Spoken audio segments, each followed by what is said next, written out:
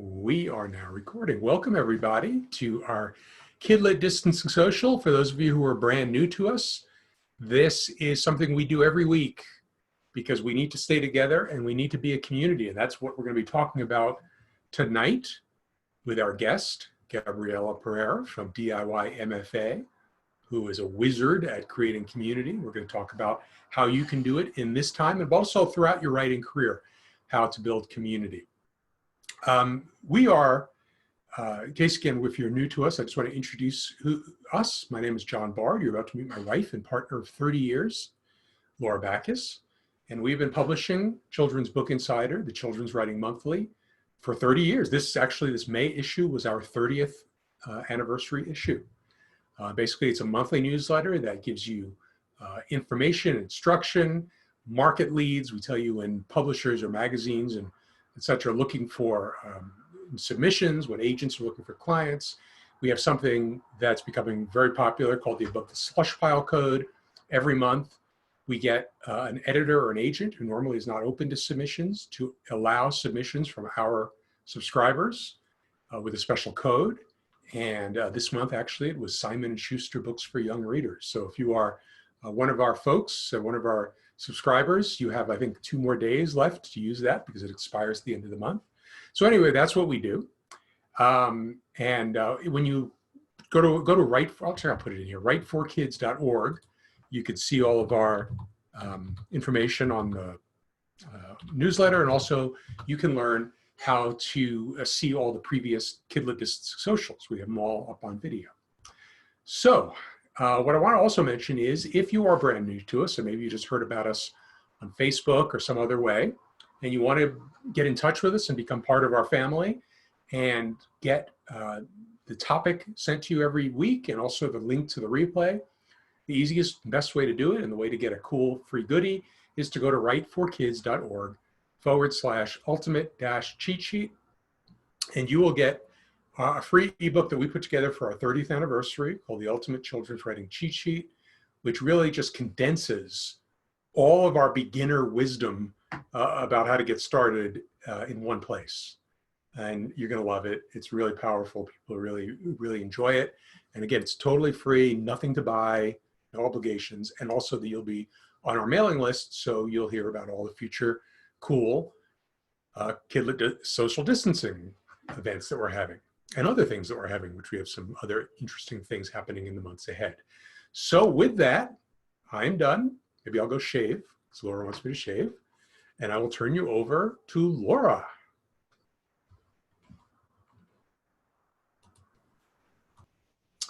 Hi, everybody. So glad you're here with us again tonight. So last week, I started this little game we play. We're going to play every week, called Where in the World is Laura? And I'm going to have clues, whoops, behind me for some literary landmark around the world. And you have to guess where I am. And so this is the first clue. And hopefully you all can see it. A building. Laura, you might want to stop sharing so that way people can see it. It's nice and big.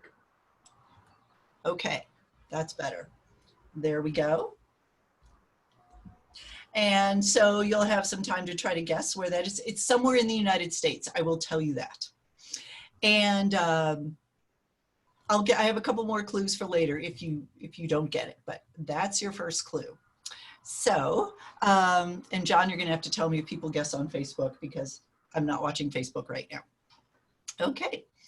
So now I'm going to continue to share my screen and we will come back to the clues again in a few minutes. So something we do every week is we celebrate the successes of our people. So this week I've got 3 great ones here. Todd Linder self-published his middle grade novel, The Big Sky Boys last May. Congratulations, Todd. Looks like a great cover.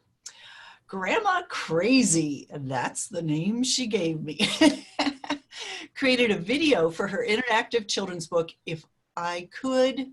Oh, sorry, I I italicized too much there. Sorry, Grandma. The book is called If I Could, and it's for her Storytime with Grandma Crazy YouTube channel. And she is also going to publish that book this month. So congratulations, Grandma. She said she wanted to put it up on YouTube first as something that parents could share with their children during this time. So that sounds awesome. So go check out Grandma Crazy, Storytime with Grandma Crazy on YouTube. And Natalie Creech had 2 picture books come out in 2019, When Day is Done from Beaming Books and Nothing from Worthy Kids. And Nothing was also a finalist in the children's division of the Christian Book Awards this year and has been translated into Hungarian. So that's really cool. So congratulations, Natalie. I love the covers on both of those. They look really great. So if you have good news, send it to us. We would love to hear it. So send us an email at mail@rightforkids.org. and put celebrate in the subject line.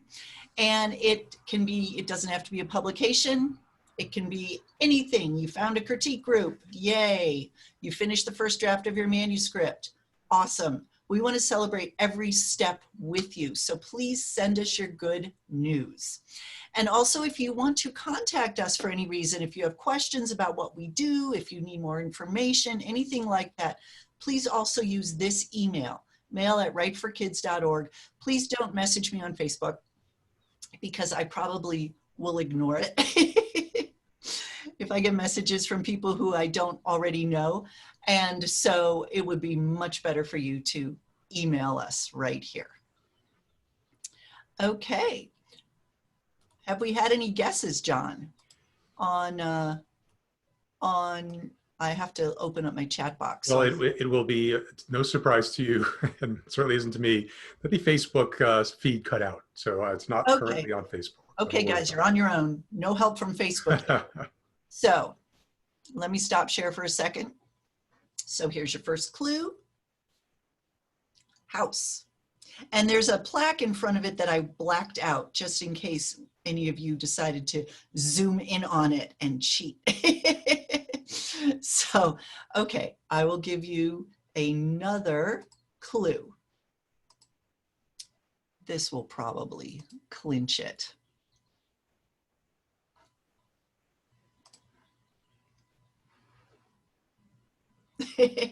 Old-timey picture. Old-timey picture. There we go. Well, you're close. Mary Wade says Tom Sawyer's house in Hannibal, Missouri. You're close. Okay. And Janine says Samuel Clemens. Yes, it's yes, Samuel Clemens' house. Stephanie, okay, y'all got it. Y'all got it with the riverboat. It's Mark Twain's childhood house. So, but what's really cool, I'm going to show you a close-up of the plaque that was sitting in front. So this plaque says, where does it say? Oh, Tom Sawyer's fence. Here stood the board fence which Tom Sawyer persuaded his gang to pay him for the privilege of whitewashing. Tom sat by and saw that it was well done. So that's from the book, Adventures of Tom Sawyer. And that's awesome. But the most awesome part of this that I love is that it's all fake. So the fence did not exist when Mark Twain lived in that house. He made it up for the book. And they built it years ago when his house became a museum, an historical landmark. And then the plaque is fake too. It's not really a historical landmark because they fabricated the fence, which I think is perfect for Mark Twain because he had such a sense of humor. So I love that. Love that. So good for you all for getting that. That was, I figured you all would get that pretty quick. Okay, let me share my screen again. We'll do some more fun stuff here before we have our guest on. So we're going to take a poll, which we do every week. We have fun. So let me open that up. This poll is, which author is most likely to still be widely read 100 years from now? And you can all vote. Kate DiCamillo, Mo Willems, Dr. Seuss, Maurice Sendak, Jane Yolen, or Judy Blume. It's tough because I think they'll all still be read 100 years from now, but who's your best guess? Oh my God, there's a runaway winner here. Come on, keep voting, keep voting. We got to make it a closer race. All right, I'm going to give you, you got about 10 more seconds.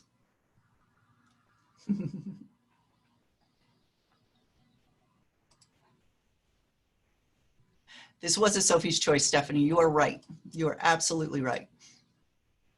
Okay, 5, 4, 3, 2, 1. End polling. And the runaway winner was Dr. Seuss by a landslide. A landslide. And I think Maurice Sendak, I think they all should have come in a lot more. I could see where maybe some people think Mo Willems might, his sense of humor might not hold up 100 years from now. I beg to differ, but I could see where some people might think that. But everyone else deserves to be read 100 years from now. Okay, well, that was great. Thank you for voting. So, industry updates and links of interest. I have some interesting links here this week. And there's a lot of text on here, I know, but you can all also watch the replay when it's up on our blog tomorrow. So there is a website called Shelf Awareness, and the URL is shelf-awareness.com.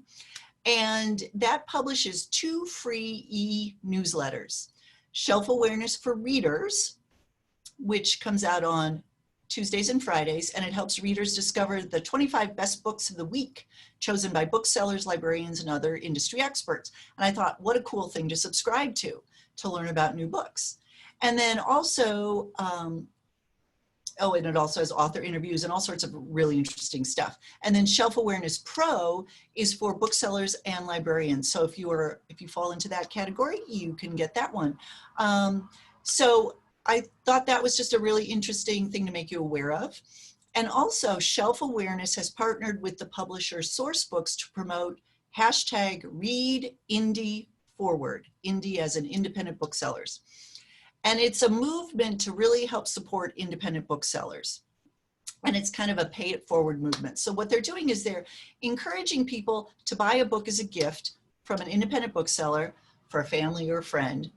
And then when you send it to the loved one, you post on social media that you did this with the #ReadIndieForward. And also you tag the independent bookstore you bought it from and the person who got the book. And then hopefully that person will also pass it on. And it's just a way to kind of generate, awareness of supporting independent booksellers. So I thought if you're buying books anyway, this is a cool thing to add to what you're doing. Now, this is really fun. J.K. Rowling of Harry Potter fame, she has released a new fairy tale called, well, she's in the process of releasing it. It's called The Ichabod, and she is publishing it online for free, 1 chapter at a time. And she's asking children ages 7 to 12 to illustrate the chapters. So when she posts the new chapter, she gives some ideas about what kind of things might be illustrated for this chapter. And then adults can submit their children's drawings into a contest. And the winning drawings will be featured in the actual Ichabod book when it is published in November. So if you have kids who are Harry Potter fans, this is a great thing for them to get involved in. And it's also really fun. Every day she posts a new chapter and you can read the book as it's being posted online. And then of course they're going to want to buy the book when it comes out. So this competition is now open in the UK, Ireland, Australia, New Zealand, India, the US and Canada.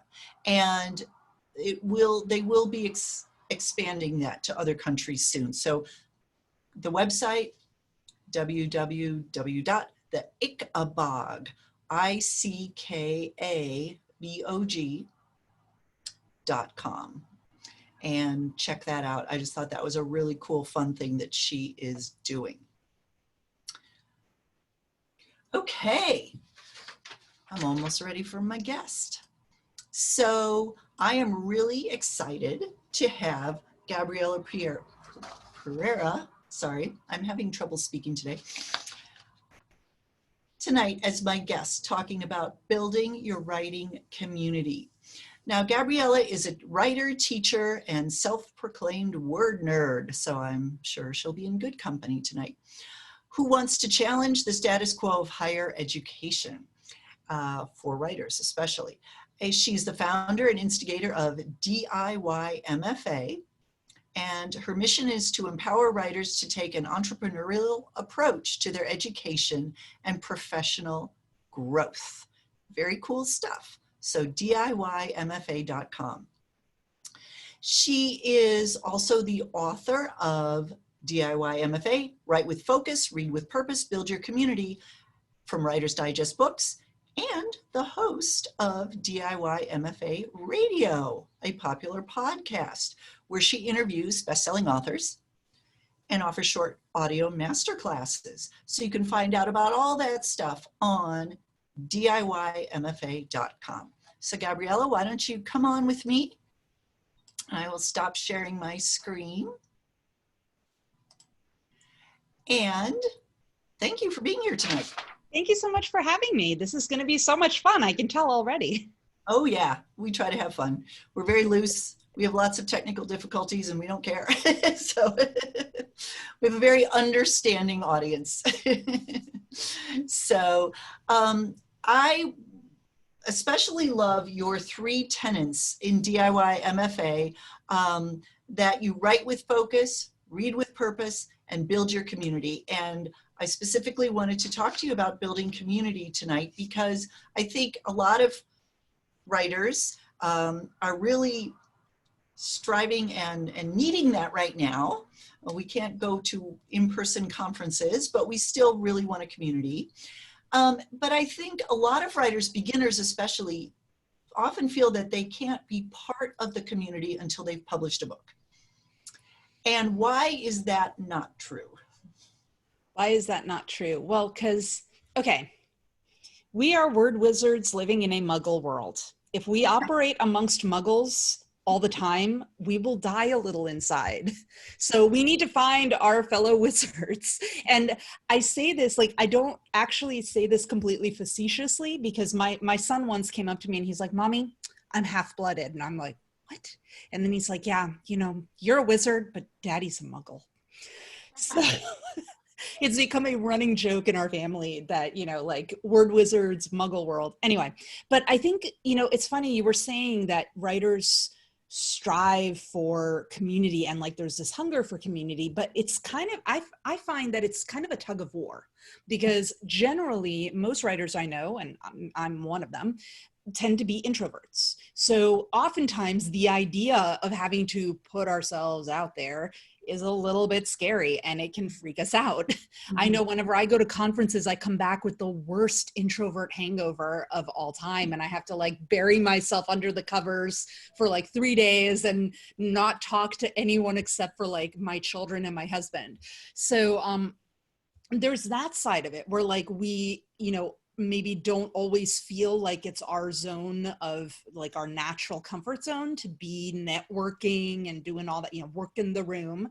Mm-hmm. And then there's also the fact that like writing is really solitary. So that kind of further pushes us into like that, you know, isolation. The other thing that I'm finding is that on top of it all, now that coronavirus is happening, that we've got this like lockdown, and I'm in New York City, so we're at the center of lockdown universe. And a lot of times that what it means is that being social forces us to be online.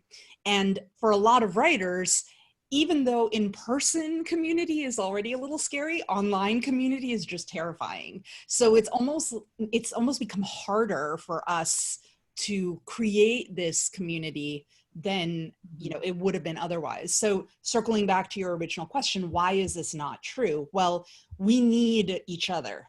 And in a way, we need each other more so now than at any other time, because the truth, what I've learned over the years as a writer, as an entrepreneur, nobody's going to champion your work for you. Even your agent, and trust me, I love my agent to death, but even your agent isn't going to be your best advocate for yourself, for your career, and for your work. And so you need to be that person. Like your agent or publisher, they love you, but they're not going to fight your battles for you. And so that means you need allies.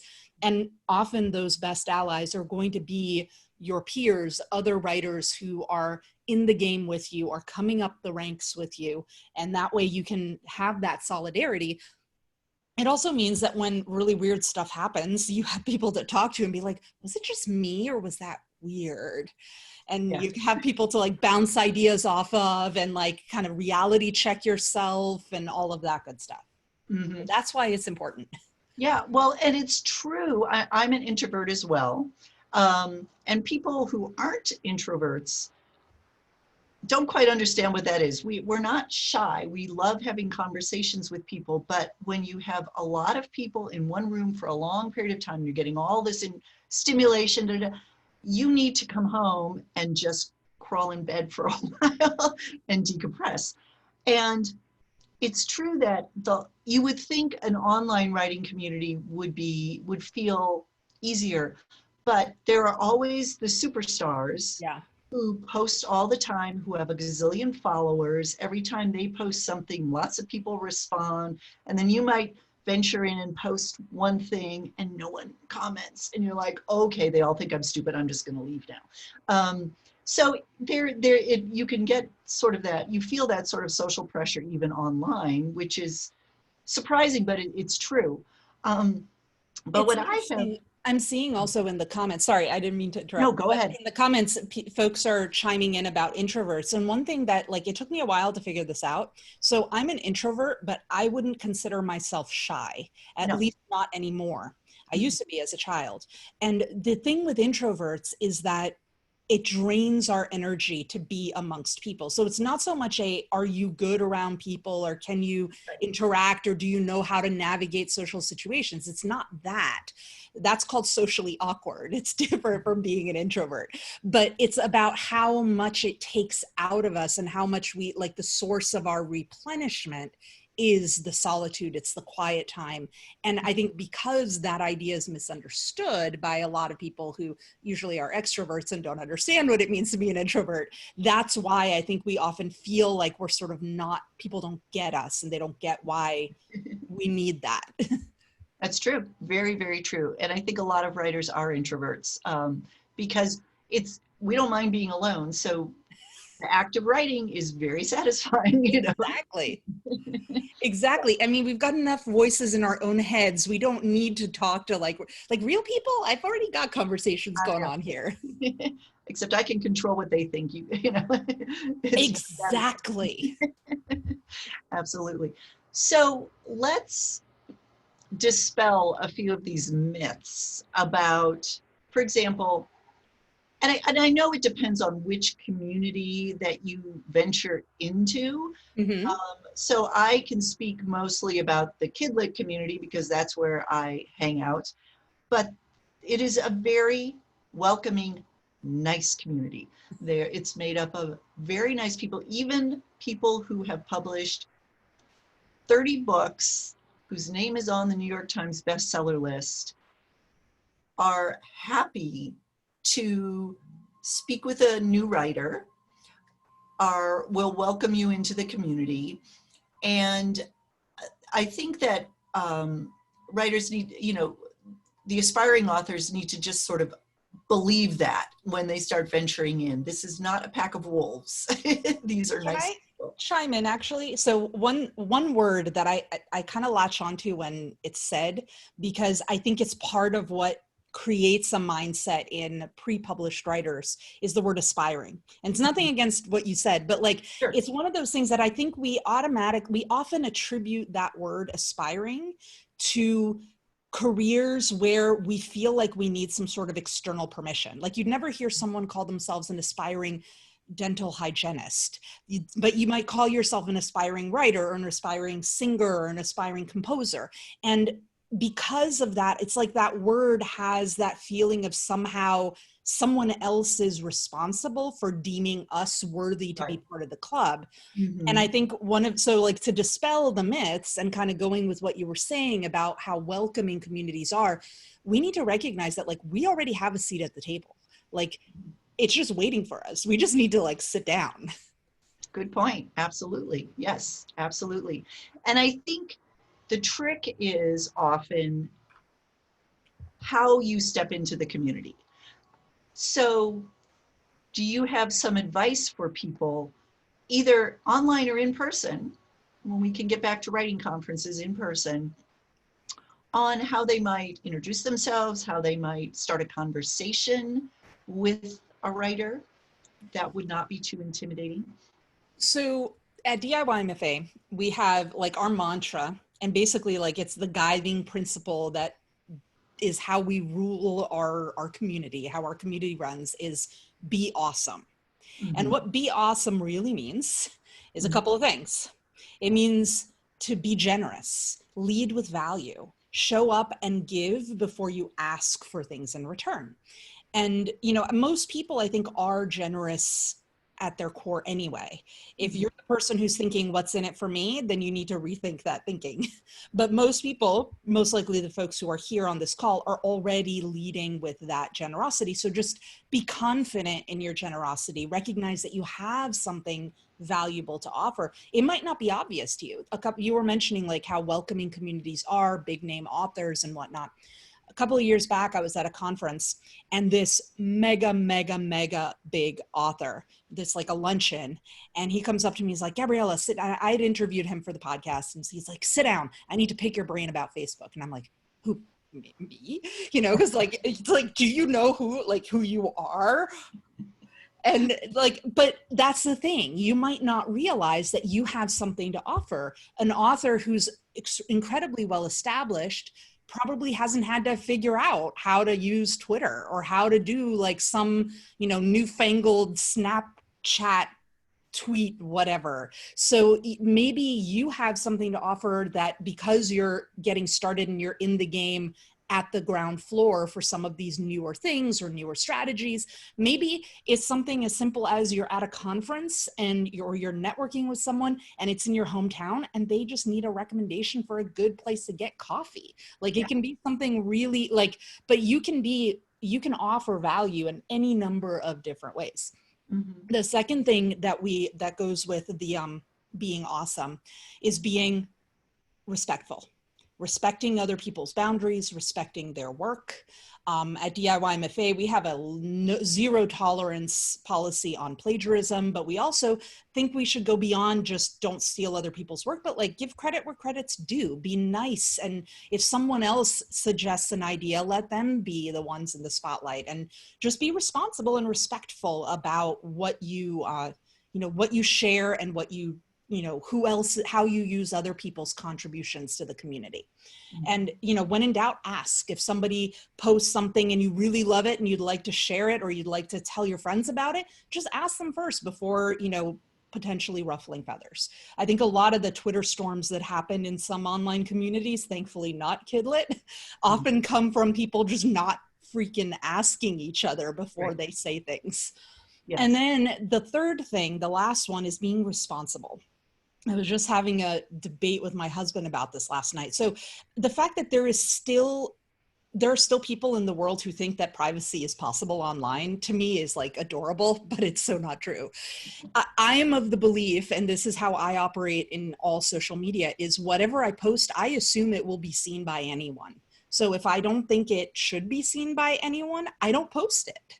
It's just being responsible with what you share and what you say, and assuming that like your tweet could be seen by an editor from your most desired publisher, and do you really want them to see something? I call it the boss, mom, or kid test. If something would not be okay for either my boss, well, that's me, but back when I worked for someone else, my boss, my kid, or my mom to see, then I just don't share it. Mm-hmm. No, that's really good advice. People forget that it's not only out there, it's out there forever. Like you think you And take people it can down, grab but screenshots of it. And yeah. this isn't to scare people. Like the other thing with the internet that's weird is that it has a very short memory in terms of like what's salient, but it has a very long memory in terms of what is archived.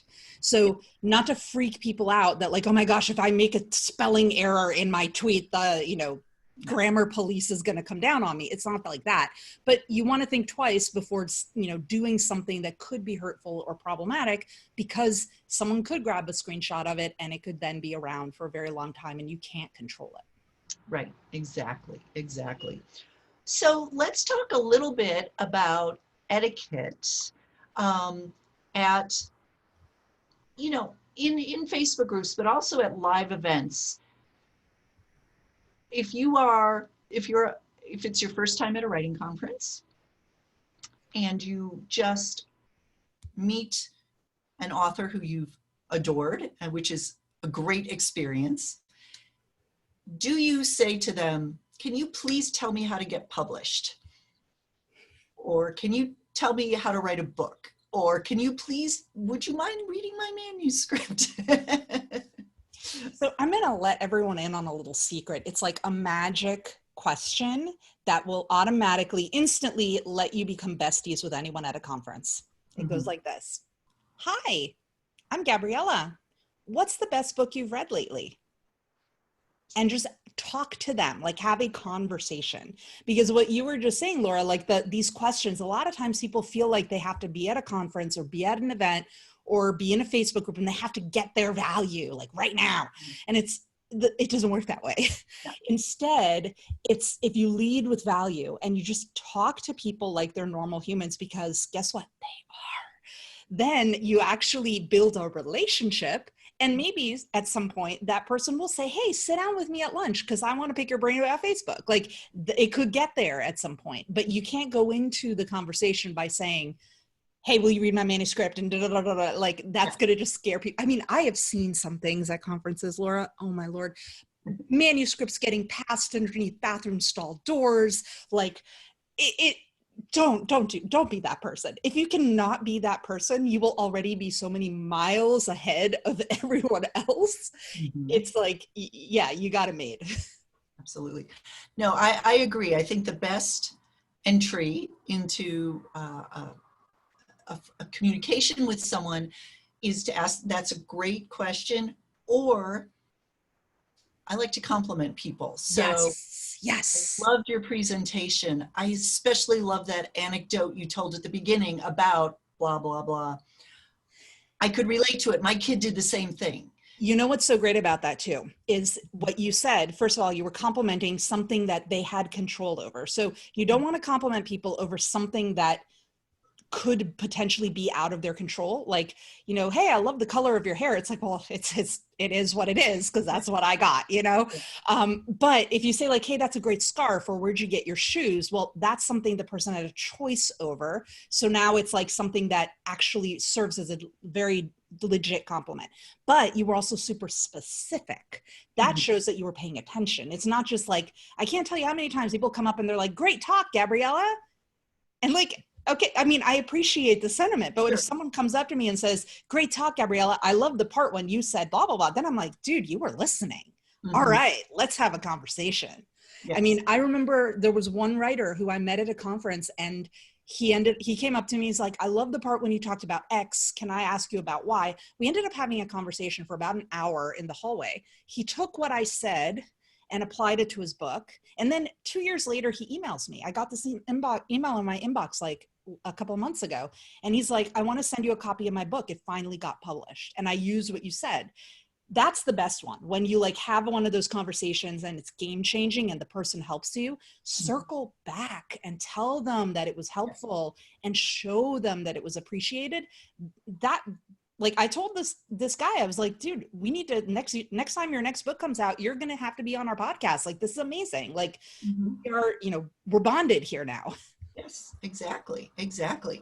And you can use this same type of etiquette in social media, in an online Facebook group. If you're, for example, Kidlit 411 is a huge online Facebook group. A lot of writers who are, I don't want to say aspiring, who are working on their first book. Is that appropriate? I call it pre-published because it Pre-published. assumes that publishing will happen at some point. I like that. Pre-published authors. I love it when they post their first post and they say, I'm so excited to be part of this group. You know, I see you're all really, it's a great community. I'm looking forward to contributing. Even if they just say that, people welcome them. They post lots of welcoming posts. Sometimes, and I'm not thinking of any posts specifically here, I'm just sort of generalizing. If you go into a group like that and say, I'm new here, can you tell me what the rules are for writing a picture book? That's a big question. Not that people aren't willing to put their 2 cents in, people do, but it's your responsibility as the writer to seek out the education you need through lots of different sources and not expect a group of friends on social media to do it for you. And I think if you give the impression that you expect them to do it for you, it's a little off-putting. Yeah. Yeah. And what you said about like, it's our responsibility to sort of get what we need. The other piece of, the other side of that is that when you ask a question that's a big question, like how do you write a book? Then it's a big question to answer. B, the quality of answers is going to be insane. Like you might get some people who have really good answers, but then other people are just like, and it just might, like, it'll run the gamut. You might not get coherent answers. I was part of a accountability group at one point, and one of the people in the group talked about how she would frame her questions. And one of the things she would think through, like, okay, she would ask herself literally, what is the question that what do I want to achieve? And then what are the questions I need to answer in order to achieve that? Which of these questions can I figure out on my own? And then the ones that you can't, that's the question you ask. And usually what she would do then is, how can I reduce that question to like the smallest increment? Like, how do I publish a book is a very big question. But if you say, hey, I've got a character who's age 12, would this be better for a middle grade or for a YA? I'm confused. What are the rules of the ages? That's pretty specific. People will be able to give you a very like, general, like, quick answer to it, and they'll be able to give you an accurate answer. The flip side of that is you also want to be careful when you're at conferences. Say you're in a Q&A and you say, well, hypothetically, agent in the agent panel, I'm writing a book about a frog who marries a walrus, and it's a picture book, and it's, in this format, and it's got 47 pages, and it's so obviously specific to your exact situation. It's almost like cringeworthy painful to listen to the question. It's going to be hard for the person to answer that question. So while you want to be specific in terms of the scope, you don't want to make it so specific to your work that no one else can learn from it. Mm-hmm. Mm-hmm. I think that's great. And that's true with the questions, like when we hold webinars and we take Q&A at the end. If someone is having a very specific question about a specific plot point in their book and it's not really relevant to the topic of the webinar, we're going to skip that question. Yeah. And frankly, I don't know if you want on a webinar recording the details of your plot, because exactly, people are going to hear that and you probably want to keep that to yourself. So yeah, a lot of this is common sense, I think. Yeah. I think because we work in a creative field, there's often an impression, certainly by no one attending tonight, I can guarantee that, but that the information should be free and available to everyone and given freely by everybody who knows what they're talking about at all times. And I think respecting the boundaries of the person you're asking from. Like I said, most people I've met who are in this field are very generous and very willing to give some free advice when asked a question, but you can't expect them to spend hours tutoring you when they have their own book to write. And it's all the work. They've put in the time, and it's kind of up to you to put in the time too. And it's also like when you lead with value and you're the one offering before you ask, that also helps to lay the foundation. So like, I wouldn't necessarily stand in a hallway for an hour with any person after a conference. It happened that this one person's book resonated with me. And so of course, like I was curious, that might happen, but you can't go, I'm certain this person didn't go into the conversation expecting that. So it's about the expectations. Like if you're expecting that the experts will, take hours and hours of their time to tutor you on the ins and outs of how to write your query letter, that your expectations are gonna get crushed. I'm sorry, but like, that's just the reality. But if you go into it with offering value and saying, hey, I'm a human, you're a human, let's just have a good conversation. And then it happens that it evolves into something where the person does offer some value in return. Fantastic, that's icing on the cake. The other thing I wanted to add is what you were saying about the online communities and like sort of coming in and asking a question like the introductory question. What I always recommend to folks when they're moving into a new social network, I actually have two recommendations. One is pick one. Don't try to be everywhere because it's going to be confusing and it's going to be hard and you're going to give up. So I was on Twitter for the longest time and I resisted Facebook and all the other things until I figured out Twitter. And then I moved into Facebook and now I'm sort of figuring out Instagram. My next one is LinkedIn. Like I'm kind of working my way through the social networks one by one. But if you go through it methodically, you're less likely to get overwhelmed and feel like you're being pulled in a million directions. The other thing I say is it's like visiting a foreign country. You don't just walk into a country that you've never been there and you don't know what the culture is about and just start doing whatever you want. And like, say you're in the UK and you drive on the, start driving on the right side of the street instead of the left side of like, you're going to get run down. It's going to be a major problem. So you need to like assimilate the culture. And the best way to assimilate the culture of that community is to be in it for a while, to listen and pay attention, but not talk. And often that's like, people feel this impulse, like I have to say something right away. Be a lurker, lurk in the background for like a good couple of weeks. Like that's okay. No one's gonna ding you from the social networking community. You don't know you're there, it's okay. They won't care, they won't be offended. So like, watch how it's done. See who the major players are. Who are the people who you think you might resonate with more and you might wanna make friends with. Kind of get a sense for the community. Then the next step, I usually recommend commenting on other people's conversations because then you don't have the burden of like putting something up and crickets. You can engage in a conversation with a safety net, like other people are already talking about this, you can chime in with your own 2 cents. Eventually, once you're feeling more comfortable, that's when you might want to start posting your own stuff.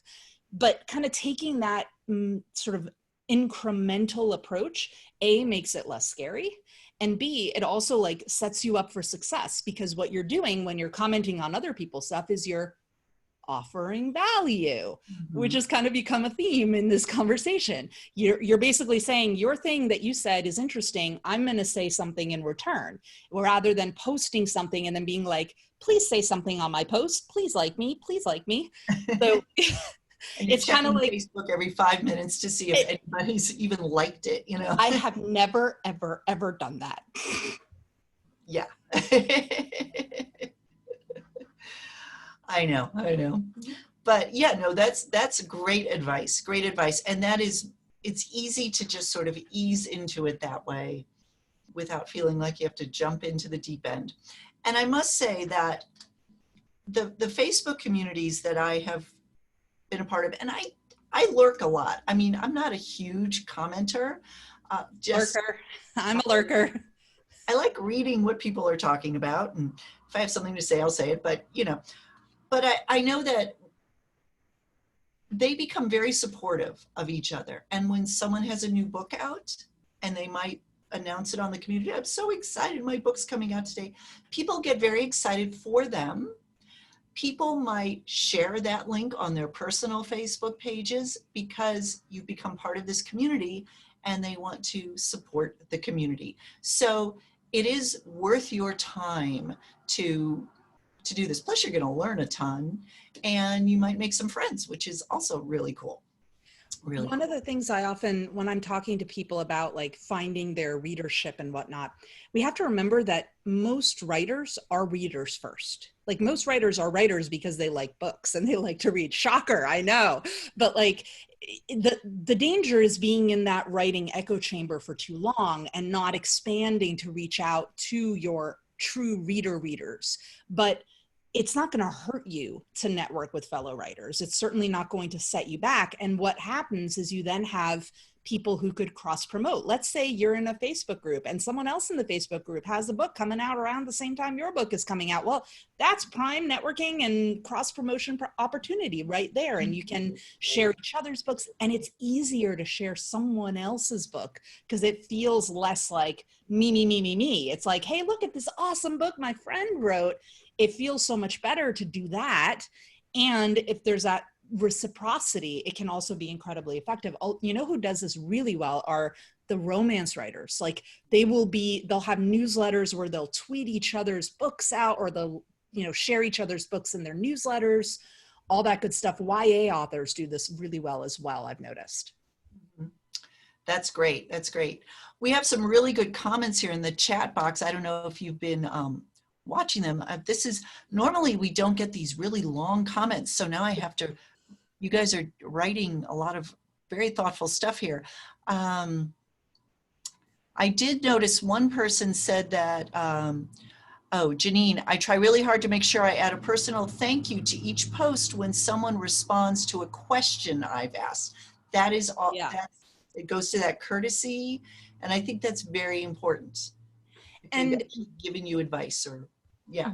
The other piece too is I know a lot of people, and I see this more honestly in the entrepreneurial space than in the writing space, but there's this fear that if I give people personalized attention, it won't scale.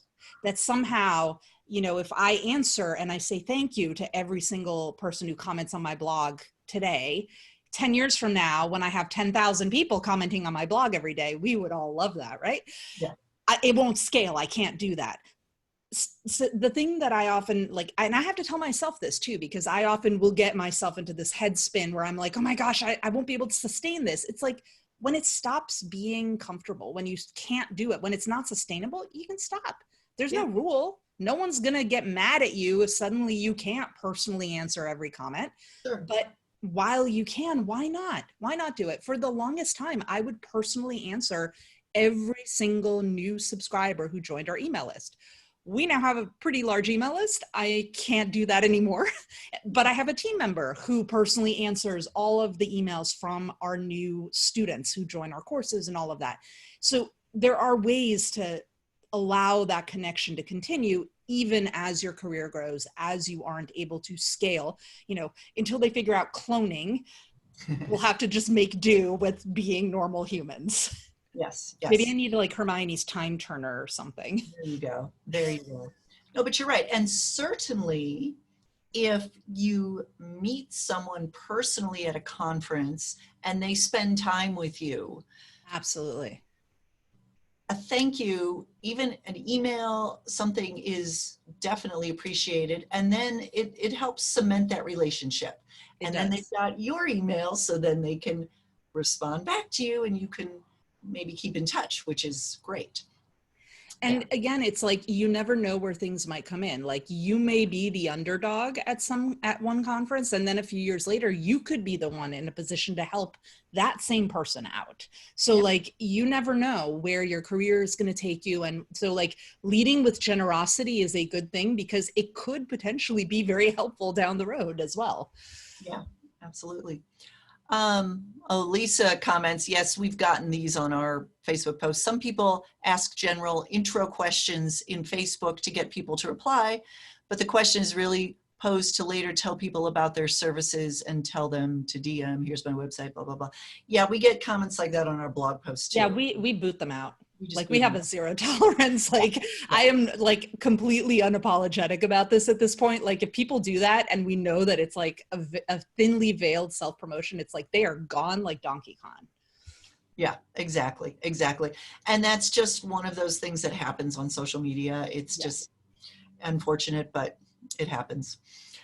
Uh, so yeah, and Roger is saying that he's got a full-time job outside of the writing community, and a positive in the midst of pandemic is that there are lots of online options and classes right now. There are, it actually, information is very accessible right now, which is a positive outcome.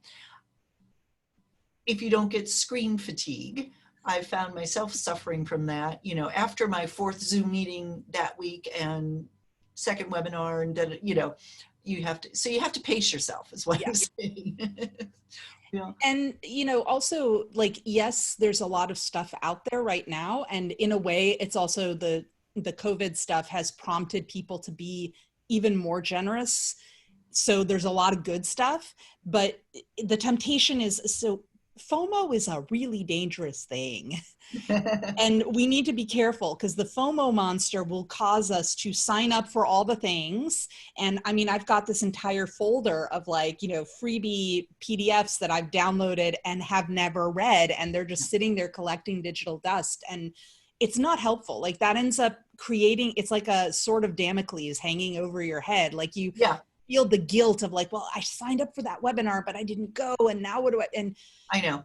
so like you have to also I've had to teach myself to say no, like to myself, just be like, you know what, I'm going to give myself the gift of not doing that workshop. Yeah, exactly. I can reclaim my time. Exactly. And that's okay. But it's an important skill that like often we forget is necessary also. Yeah. And we can get information overload too. Yeah.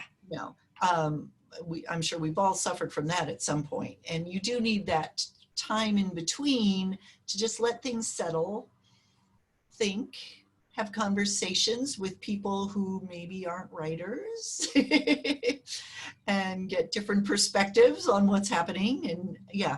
So it's kind of like we become like Arthur Weasley, who just does not understand the Muggle world and doesn't understand like what cars are or why you would dial a phone. Like we need to be amongst the Muggles for some period of time so that we can learn how to comport ourselves properly in, you know, non-writer company, and also so that we can like live life and have things to write about. Because if we don't, like if we're in our bubbles of fellow writers, we could be talking, you know, I don't know about you, I love talking about the craft. I could do this for like hours and hours on end and not do any writing. Well, yeah. As I see here, Janine is saying, and plus we write for Muggles. Yes. Like we need to speak their language. Know your audience. There you go. Absolutely true. So we haven't talked at all about critique groups, which is another part of the writing community. Do you think there's a benefit to being an in-person critique group versus online? Do you think they can both work? Can I answer a different question? I want to like step back a little bit. Yes. About the pros and cons of critique, period. Okay. Because I think it's important to address that before we even talk about virtual versus in person. Okay. I have very strong opinions about critique. I think critique is incredibly valuable. The MFA system, the traditional MFA, is based around the whole workshop model. Most MFA programs have some workshop component in them. It's just a given. The problem with critique is that the learning is retroactive. In order for you to acquire and master the skills, you have to receive feedback on something you've written, which means you have to have done it wrong before you get any feedback that shows you what you should be doing instead. Now, there is tremendous value in getting feedback, but often getting it too soon in the process when writers are early in their education, that can actually cause anxiety. It can create a feeling of like, but I'm never going to master this, or, oh my gosh, this is like Mount Everest and I can't even walk 2 steps. Like it feels so big. And it can also like hurt. Like, let's be real. Feedback, especially when it's negative, is painful. I mean, I still bristle a little when I think back to my college professor who ripped my, you know, senior paper apart. Like it hurts. So we need to like, the critique needs to come at a certain point in your writing development. I think MFA programs can get away with putting it front and center because most people coming into those programs have had enough experience writing that they can probably get into the swing. But if you're very new, I highly recommend learning the craft first, getting some sort of craft primer so that you at least kind of know the lay of the land, and you can start to figure out, like, it doesn't mean you're going to do everything perfectly out of the gate by any stretch, but at least you put your best foot forward. So when you do get feedback, you're getting feedback that is helpful. That's the other piece with critique. People often will get critique on work, even if they're experienced writers, they'll get critique on work when it's still too green. They haven't done the work on their own writing yet in that piece to get valuable feedback from it. And what ends up happening is you get feedback on stuff you could have figured out yourself. Like, you know, the commas in the wrong place or the spelling or whatever. Like the obvious stuff is what ends up catching your reader's attention. Why? Because it's easy to catch the obvious stuff. So if you don't do that legwork, if you don't figure out, and actually the Manuscript Magic is that's a Children's Book Insider program. Writing blueprints, and also the Manuscript Magic with like the tutorials on how to fix what you should fix stuff.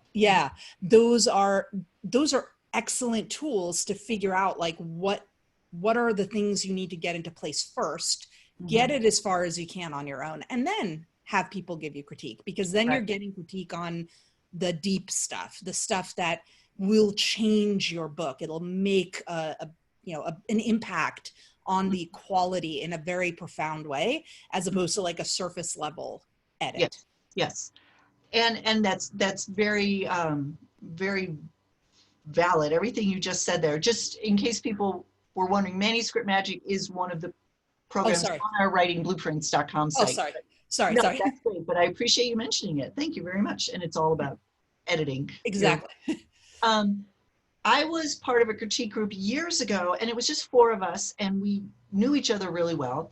And sometimes one of us would bring something that was very green, but said, I know it's not good yet. You know, I just want you to read this chapter and tell me if it's going in the right direction. You know, they just wanted really big picture stuff. They knew they still had to work on the writing and it needed to be polished and all of that.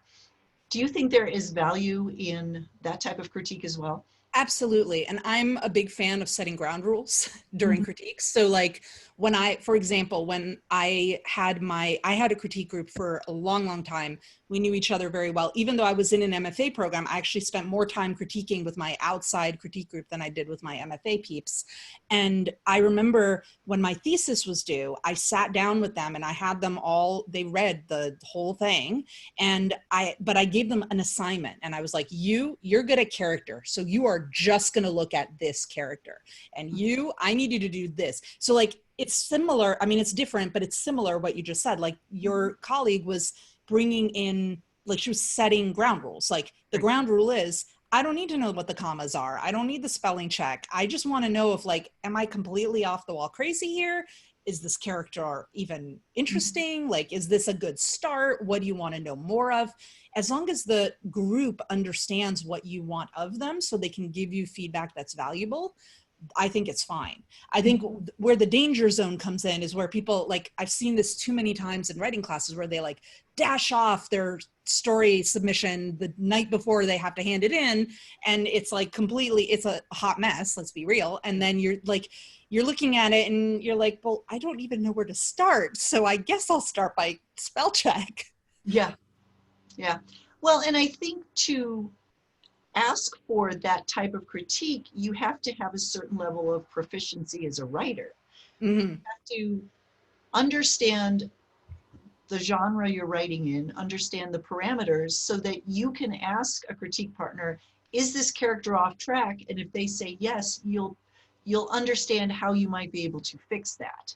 Exactly. Whereas if it's your first manuscript you've ever written and you present it and go, what is this? It's not the critique group's job to tell you what it is. Right. Right. And you have to learn that first. You have to know what you're bringing in. And that's where getting that foundation, understanding the craft, you'll learn like what it is that you're writing when you start doing that, once you've had that primer and you understand the basics of the craft. Mm-hmm.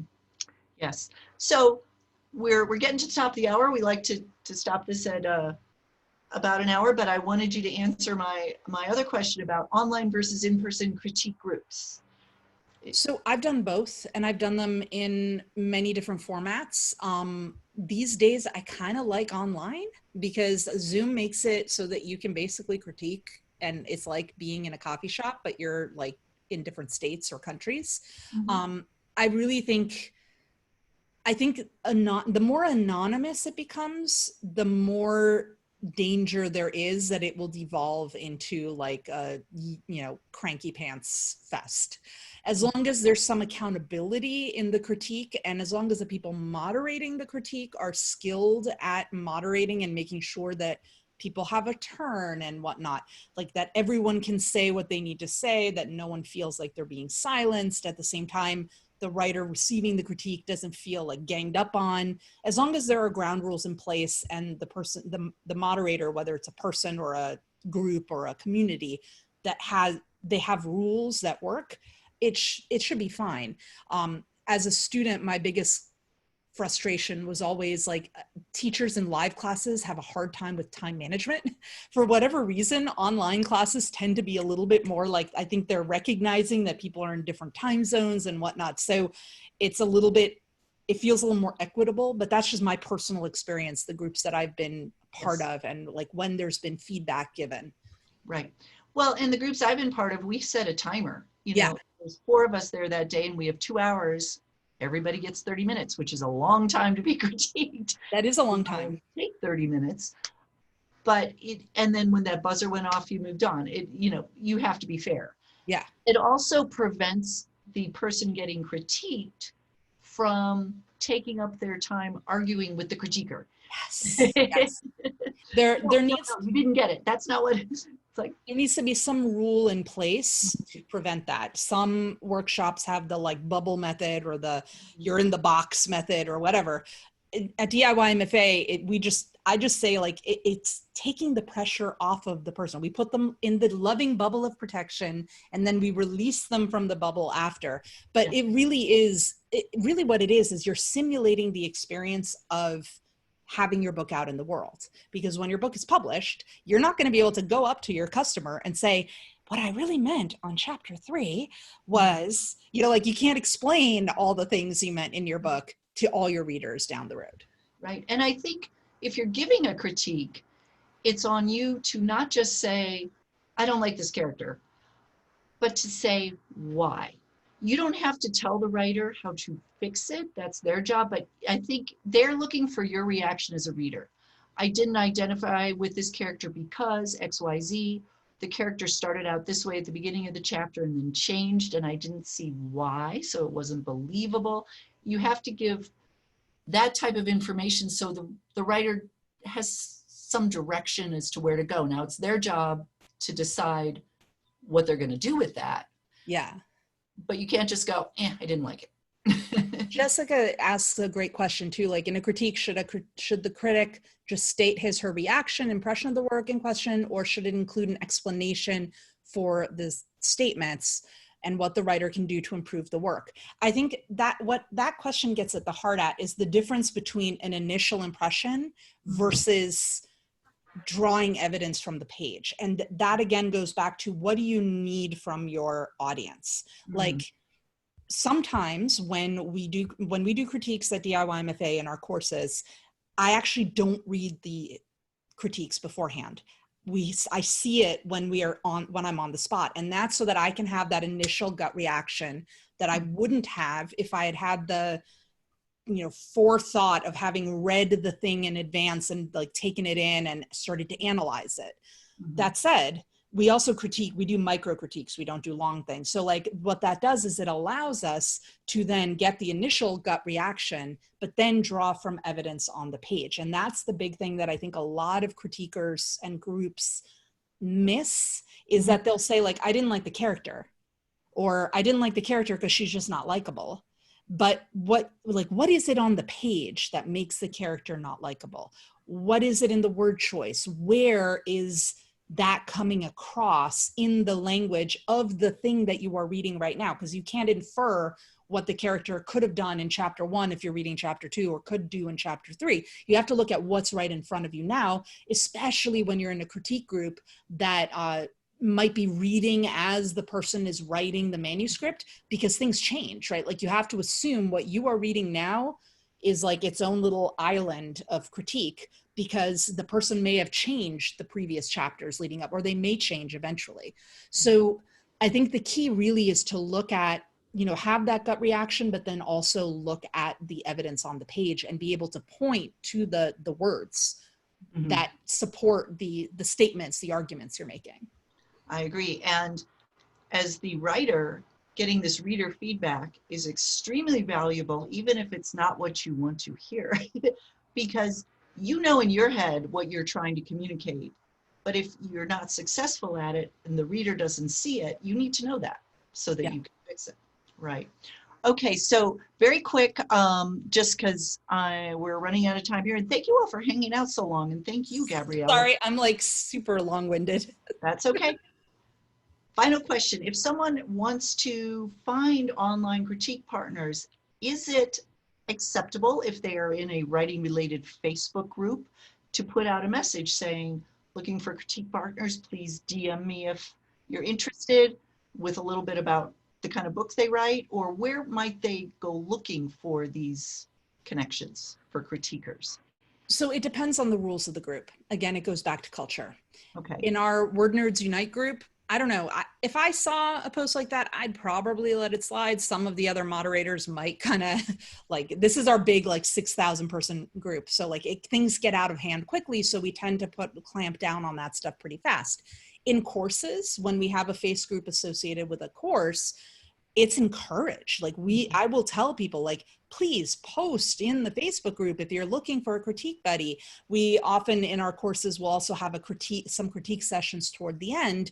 And I tell people in advance, like, scope out the other people who are in your critique session, see what they're writing. Who else would you like to, read more of their book? And maybe you can trade. Like, it's all about I'll read yours if you read mine, the leading with value kind of thing. But it does depend on the rules of the group, because some groups may clamp down on that especially if it's a big group and they worry that it'll like get out of hand and people will start posting excerpts. Definitely don't post an excerpt of your book in a Facebook group especially if you're not familiar with the rules. Like that is not a good idea. So you can always send a message to the moderator of the group or the admin and ask them, is this allowed in this group? That's probably a great place to start. Yeah, absolutely. It'll never hurt you to reach out to a moderator or admin and say, hey, is this okay? But then even like when they do say yes, like being gracious and like, I wouldn't put an entire page of your stuff, not to mention the fact that like someone would then people could screenshot a page of your work and you don't know the people in this group like that. Absolutely. Even in an amazing group that has awesome people in it, you want to be careful. I agree. And we also have, for our Facebook groups that go with each of our blueprints, we encourage people to partner up for critiques, but I always tell them, that's your thing. I'm not moderating. If you have a dispute, you solve it amongst yourselves. We're all grown-ups. Act like a grown-up. We're all grown-ups. Okay, well, this has been awesome. So thank you, Gabriela, for being here for so long. Thank you all for having such a really in-depth chat going on over here, giving each other lots of great advice and information. I appreciate that. And I hope you all come next week. I have another great guest lined up. I'm not going to tell you who it is. You got to show up to find out. But this has been really fun. So again, thank you, Gabriela. Everybody check out DIYMFA.com. Lots of good stuff on that Thank you so much, Laura and John. This has been an absolute blast. Great, great. All right. Well, we'll see you all next week. Bye. Bye.